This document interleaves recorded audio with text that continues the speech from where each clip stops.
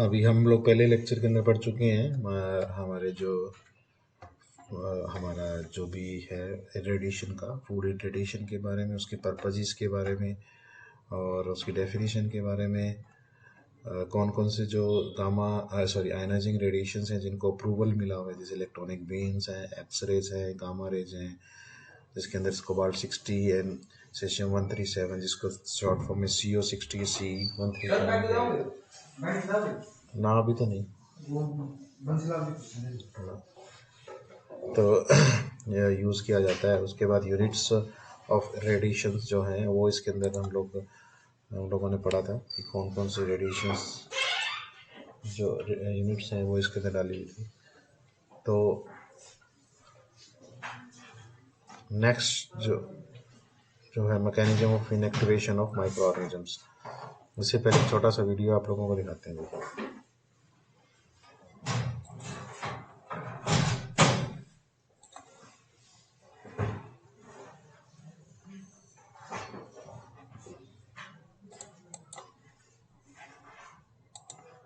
Electromagnetic radiation covers a broad spectrum of wavelengths and includes sunlight, which is vital to life on Earth. The waves have different uses according to their energy. Radio waves enable us to communicate and share information. Microwaves cook our food. Infrared radiation warms us. Visible light illuminates our lives and is essential for food production. Ultraviolet radiation gives us suntans and bone-strengthening vitamin D. X-rays enable us to diagnose and treat illnesses and to check our luggage. And gamma rays are used to sterilize medical equipment. Irradiation using X-rays and gamma rays can also be used to treat food.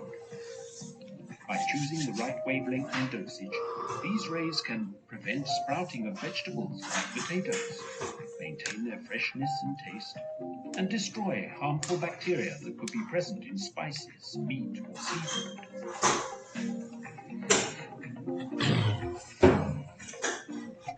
They also can rid fresh fruits and vegetables of insects that might otherwise hitchhike, spreading to other regions of the world where they could have devastating effects on the environment and agriculture.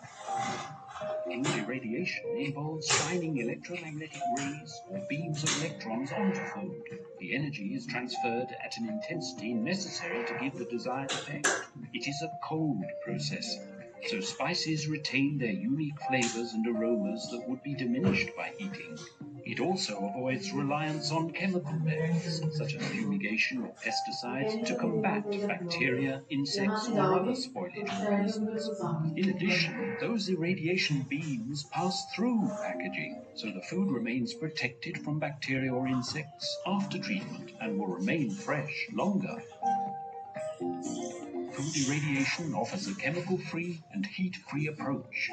It maintains fresh food quality, reduces the risk of foodborne diseases, and prevents the spread of exotic insects through globalized trade.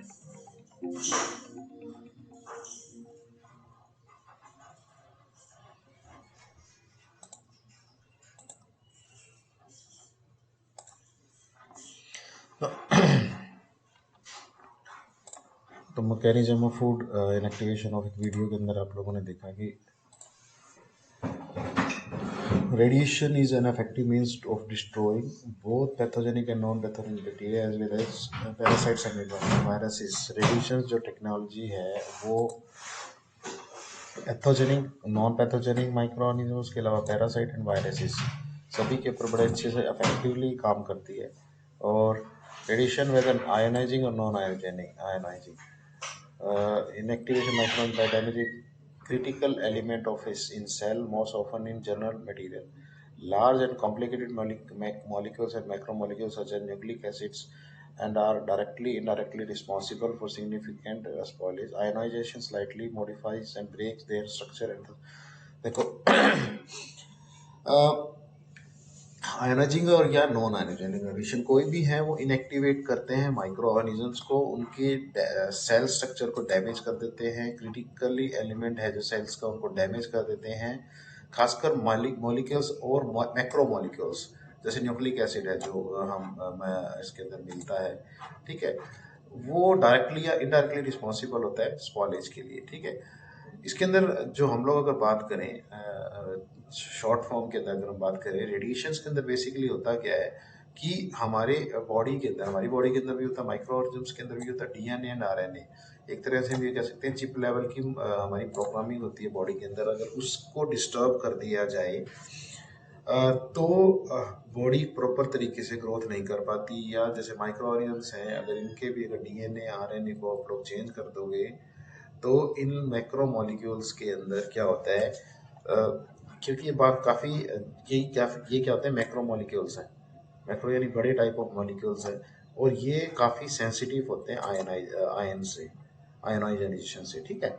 और अगर हम लोग इसको इसके ऊपर हम जब भी रेडिएशंस डालते हैं तो ये डीएनए और आरएनए को क्या करते हैं, को अफेक्ट करते हैं, उनको चेंज कर देते हैं। जैसे ये देखो ये स्ट्रक्चर है आपका डीएनए, एक तरह से हम ये कह सकते हैं कि ट्रेन की जो पटरी होती है उसकी तरह रिबन टाइप का होता है इस फॉर्म के अंदर, बीच में ये कनेक्टिंग रोड्स होती हैं।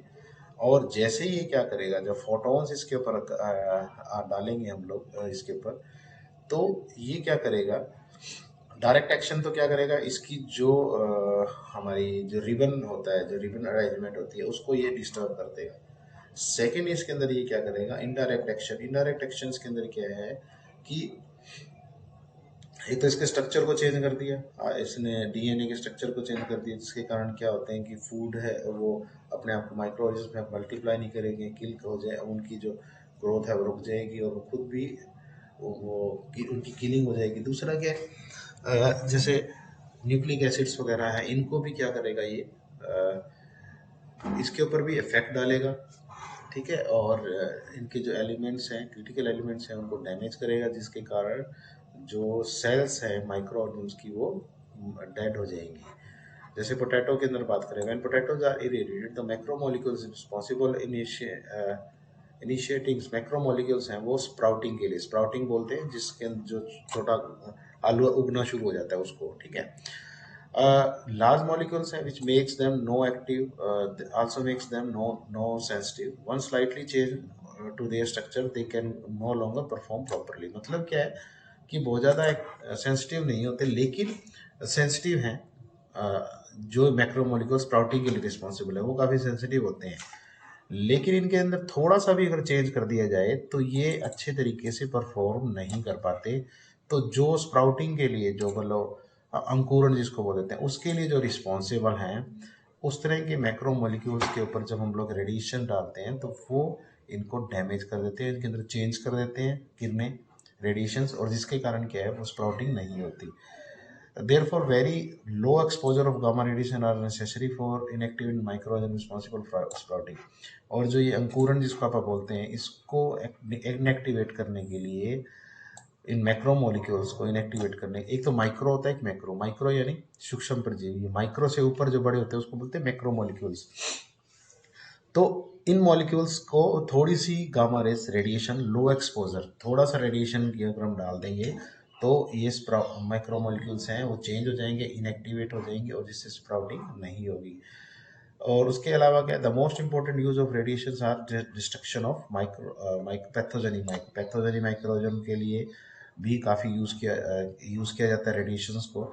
और जिसके कारण जो कैसे होते हैं ये, क्योंकि माइक्रो ऑर्गेनिजम्स के अंदर क्या है, nucleic acids, DNA and RNA, ये तीन जो चीज़ें होती हैं लाइफ के लिए इनके और रिप्रोडक्शन सिस्टम के लिए ज़रूरी होते हैं। और ये तीनों ही nucleic acid, DNA and RNA, ये मैक्रोमोलिक्यूल्स हैं। इनके अंदर जब हम रेडिएशंस डालते हैं तो ये क्या करते हैं, रेडिएशंस क्या करते हैं, रेडिएशन के कारण जो इनके अंदर जेनेटिक सिस्टम है, ठीक है, DNA molecules causes defects in genetic instruction. Genetic instruction क्या है, हर आदमी का अपना डीएनए होता है और जल्दी से कोई डीएनए एक दूसरे से मैच नहीं करता। और डीएनए एक तरह से प्रोग्रामिंग सिस्टम होता है, जैसे अगर कंप्यूटर है हमारा, जैसे कि ऐसा का पड़ा है, अगर हम उसके अंदर प्रोग्राम ही नहीं को डालेंगे, उसके अंदर विंडो जैसे आप बोल देते हैं नहीं डालेंगे तो कंप्यूटर चलेगा नहीं, तो हमारा डीएनए सिस्टम भी वही है। और आपने देखा होगा कि अगर हम लोग उस प्रोग्राम को, जो विंडो है, अगर उसके अंदर कह देते हैं कई बार वो काम नहीं कर रही भी, तो वो बोलते हैं भी उसके अंदर वो डाल दो, अगर वायरस आ गया तो कह देते हैं भी उसके अंदर नई विंडो डालनी पड़ेगी भी, अच्छे तरीके से काम नहीं कर रहा, कुछ और प्रोग्राम खोल रहे हैं, खुल कुछ और रहा है या कुछ खुल ही नहीं रहा। तो इसी तरह डीएनए अगर हम लोग चेंज कर देंगे तो बॉडी है, जैसे इंसान के अंदर अगर डीएनए सिस्टम अगर डिफेक्ट हो जाता है तो क्या होगा, या तो बंदा ग्रोथ ही नहीं करेगा, या बहुत ज़्यादा ग्रोथ कर रहा है, या हो सकता है बॉडी का एक पार्ट काफ़ी ग्रोथ कर रहा है, या बॉडी है उसका एक पार्ट है वो कुछ टेढ़ा होना शुरू हो गया, तो अलग अलग तरह के इसके अंदर वो हो जाते हैं। ठीक है, the effectiveness of process depend on the organism sensitive of radiation rate of each repair damage। ठीक है, तो माइक्रो ऑर्गेनिज्म की अलग अलग, हर माइक्रो ऑर्गेनिज्म की अलग अलग अपनी कैपेबिलिटी होती है अपने डीएनए को डैमेज रिपेयर करने की, तो उस हिसाब से इसके अंदर जो डोजेज है वो दी जाती है। पैरासाइट्स हैं जैसे large large amount of DNA इसके अंदर होता है, rapidly kill by an extremely low dose of radiation की जरूरत पड़ती है। It more takes more radiation to kill bacteria because they have less DNA. जिसके अंदर डीएनए ज़्यादा है वो क्या होगा, काफ़ी हाईली ही सेंसिटिव होगा, और काफ़ी हाईली सेंसिटिव होने के कारण उसको लो डोजेस की जरूरत पड़ेगी। वायरसेस है, स्मॉल होते हैं, स्मॉलेस्ट पैथोजेंस होते हैं और इनके अंदर न्यूक्लिक एसिड होता है, and they are generally resistance to radiation at doses approved for foods. The preservative action of ionization in two ways: single strand break, double strand break। टू इसके अंदर इसको चेंज करते हैं थोड़ा सा। तो दो तरीके से जब हम लोग बात करते हैं वायरसेस की, तो वायरसेस क्या है, स्मॉल पैथोजेंस होते हैं, और जो काफ़ी ज़्यादा रेसिस्टेंस होते हैं, मतलब रेसिस्टेंस का मतलब काफ़ी ज़्यादा इनसे विरोध कर सकते हैं आयोनाइजिंग रेडिएशन सिस्टम से, और जिसके कारण जो हमारा इस वायरसेस को किल करने की में हमें प्रॉब्लम्स आती हैं। ठीक है, तो टू वेज है जिससे हम लोग वायरसेस से फूड को बचाते हैं। एक तो डायरेक्ट और एक इनडायरेक्ट। डायरेक्ट एक्शन के अंदर क्या होता है, DNA absorb radiation and is damages. DNA क्या करता है जो रेडिएशन है वो डीएनए एब्जॉर्ब कर लेती है, और इसके कारण वो डैमेज हो जाता है। एक होता है सिंगल स्ट्रैंड, एक होता है डबल स्ट्रैंड। सिंगल स्ट्रैंड का मतलब जैसे ये आपने देखा होगा, इसके अंदर आपको दिखाते हैं। सिंगल स्ट्रैंड आपने किसी ने भी पटरी देखी होगी, लेकिन उस पटरी की तरह की वो शेप होती है, एक पटरी दोनों आपस में पैरेलल चलती रहती है, तो डीएनए में भी सेम ऐसी है, और बीच में उनके फटियाँ लेती हैं जोड़ने के लिए। सिर्फ ये क्या होती है, थोड़ा सा हेलिकल से जो इस तरह की फॉर्म जो आपको दिखाई दे रही है, इस तरह की फॉर्म में मिलते हैं। अगर एक पटरी की तरह, यहाँ हम एक स्ट्रिप की बात बोल रहे हैं, अगर तोड़ दी तो उसको बोलते हैं सिंगल स्ट्रैंड, इसको बोलते हैं स्ट्रैंड। अगर आपने दोनों तोड़ दिए तो उसको बोलेंगे डबल स्ट्रैंड। ठीक है, तो ये तो हो गया डायरेक्ट एक्शन, सीधा ही अटैक कर दिया डीएनए के ऊपर। दूसरा होता है इनडायरेक्ट एक्शन। इनडायरेक्ट एक्शन का मतलब क्या है, अदर लाइक जैसे वाटर है, gamma rays excite and ionise the water and other molecules along their track, gives rise to excitation and ionization and free radicals. When a cell is exposed to ionizing radiation, the radiation can interact with water in a cell. When radiation interacts with water molecule, it can break the bond holding and molecule together, resulting in hydrogen and hydrolysis. The ions can then combine other ions to form substance such as hydrogen peroxide, which can lead to destruction of cells। देखो simple सी बात है कि वहाँ पे तो directly attack कर रहे थे, यहाँ पर इनडायरेक्टली का मतलब क्या है कि अगर हम गामा रेज करते हैं तो ये एक्साइट एंड आयनाइजिंग करते हैं वाटर के अंदर, उनके मॉलिक्यूल्स के अंदर। और वाटर जब जो सेल्स के अंदर है वो क्या करेगा, जब इंटरेक्ट करेगा तो वो अदर एक हमारा जो सब्सटेंस है जिसको हाइड्रोजन पेरोक्साइड है वो बनाएंगे। और हाइड्रोजन पेरोक्साइड क्या है, ये सेल्स के डिस्ट्रक्शन के लिए रिस्पॉन्सिबल होता है। O H ions are can also attack DNA. ये जो आयन होता है ओ एच आयन, ये भी क्या करता है, डीएनए के ऊपर अटैक करता है, और जिसके कारण जो रेडिएशंस हैं गामा, ये डायरेक्टली नहीं लेकिन इनडायरेक्टली क्या करते हैं, मतलब डायरेक्टली का तो मतलब क्या होगा, सीधा ही ये डीएनए पे अटैक कर दिया, इनडायरेक्ट एक्शन के अंदर क्या किया, पहले गामा रेज डली, उसने आयनाइज किया वाटर को, उसके बाद वो मॉलिक्यूल्स के साथ अलग अदर मॉलिक्यूल्स के साथ कनेक्ट हुआ, उसने फिर hydrogen peroxide and hydroxyl ions produce किए, और वो उन्होंने फिर आगे क्या किया, प्रिजर्वेटिव एक्शंस दिया।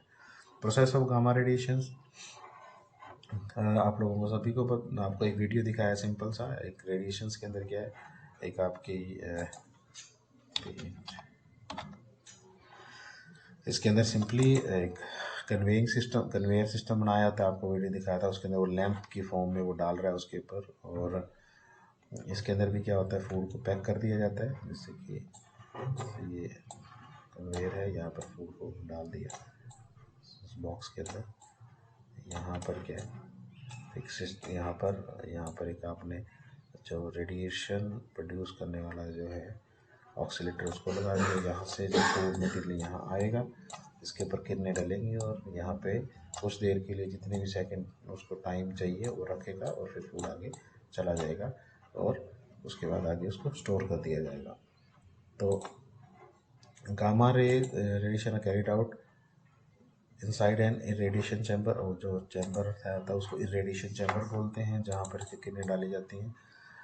इसके ऊपर जो शील्ड लगाई जाती है वो 1.5 टू 1.8 मीटर थिक वॉल, मतलब इतनी मोटी वॉल लगानी पड़ती है, क्योंकि न्यूक्लिएशन जो जहाँ पर न्यूक्लियर या रेडियो आइसोटोप्स यूज़ हो रहे हैं वहाँ पर प्रोटेक्शन के लिए बहुत ज़रूरी होते हैं कि वॉल्स हैं काफ़ी बड़ी हों, और इसको क्योंकि इसको कंट्रोल करना काफ़ी मुश्किल हो जाता है। Radiation source C0 cobalt 60 is contained in splendor pencil like stainless steel casing, which is turned or contained in dead shells. Foods are pre packed, पहले इनको पैक कर दिया जाता है, उसके बाद रेडिएशन चैम्बर के अंदर इनको डाला जाता है, ऑटोमेटिक कन्वेयर्स होती हैं उसके ऊपर, उसके एक्सपोज करते रहते हैं, और आगे कंक्रीट वॉल के अंदर ये सारा काम होता रहता है। Great wall serve as a shield और prevent radiation from reaching surrounding area से बचाने की होती है, और प्रिवेंट करती है रेडिएशन बाहर आने से। ऑल सेफ्टी डिवाइसेस इसको ऑन कर दिए जाते हैं, बहुत ज़रूरी होते हैं, काफ़ी अच्छे सेफ्टी सिस्टम्स की यहाँ पर ज़रूरत पड़ती है। स्पेसिफिक लेंथ ऑफ टाइम और कितनी डोज देनी है वो एक टाइम के हिसाब से उसको थोड़ी देर वो होल्ड होगा। जैसे आप लोगों को अगर वीडियो बंद नहीं किया आपको दिखाता हूँ, ये देखो ये एक सिस्टम इसके अंदर था, आप लोगों को